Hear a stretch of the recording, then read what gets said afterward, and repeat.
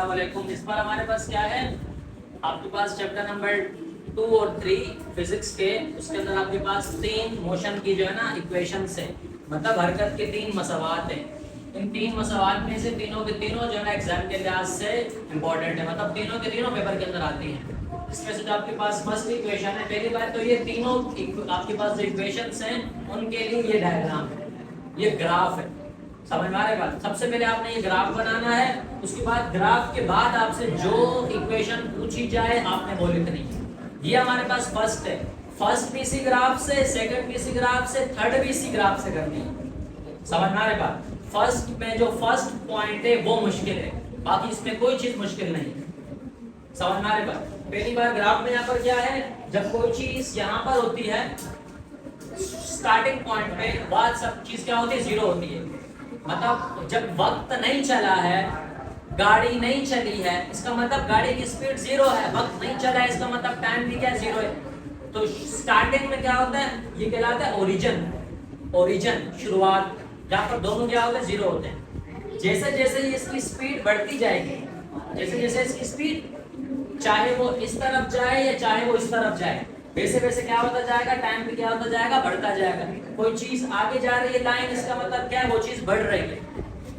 Time x axis में है और स्पीड किसमें है, वाई एक्सिस में है। समझ में आ रही बात? अब सबसे पहले आपको ये स्लोप नजर आ रहा है, जो तिरछी लाइन होती है ना, टेढ़ी लाइन होती है, इसको हम बोलते हैं स्लोप। क्या बोलते हैं, स्लोप। अब स्लोप किसके बराबर होता है, स्लोप बराबर होता है परपेंडिकुलर डिवाइड बाय बेस, मतलब इसके बराबर होता है। यहाँ देखो, आप ऐसे लिखोगे, सबसे पहला काम आप ये करोगे, स्लोप, और स्लोप को आपने किससे शो किया हुआ है, ए से। किससे?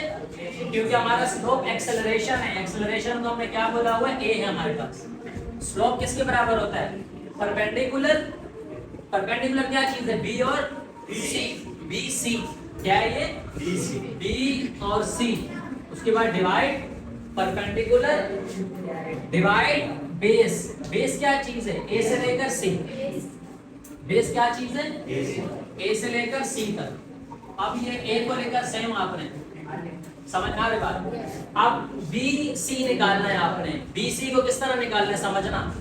ये पोर्शन आपने निकालना है कि ये किसके बराबर है।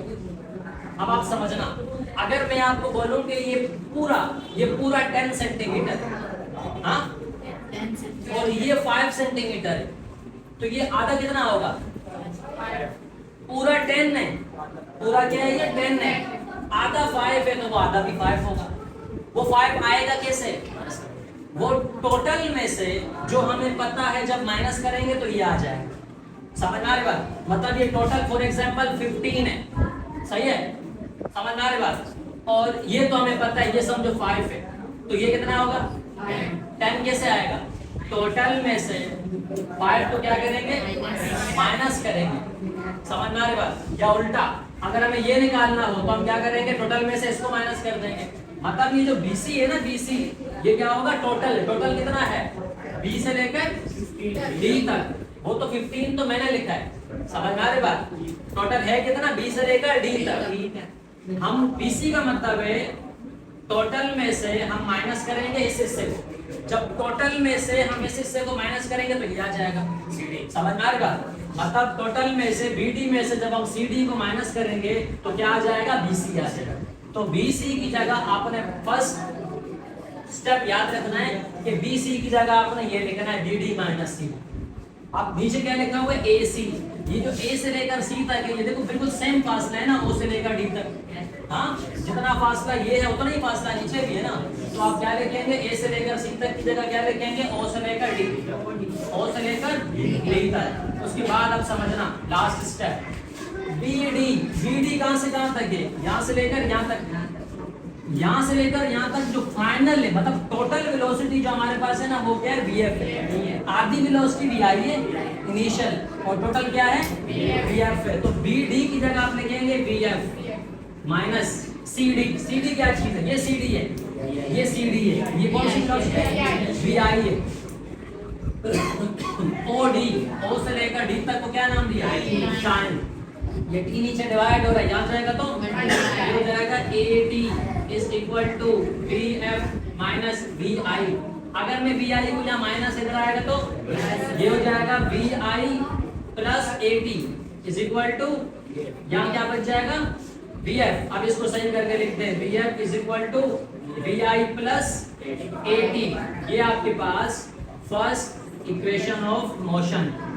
मतलब आपने सिर्फ क्या करना है, सिर्फ ये एक शुरुआत इसकी और ये एक स्टेप याद रखना है बस, बाकी बहुत आसान है ये। सिर्फ आपने इस vt का मतलब पूरा, पूरे का मतलब पूरी वेलोसिटी, cd का मतलब आधा, आधे का मतलब आधी वेलोसिटी, दोनों पुट कर देना है नीचे। od का मतलब टाइम, टाइम को उधर भेज देना, vi को उधर भेज देना, आपके पास vf is equal to vi plus 80। ये हरकत की पहली मसवात है। तो इस डायग्राम से आप, इस ग्राफ से आप हरकत की पहली मसवात इस तरीके से आराम से फाइंड कर सकते हैं।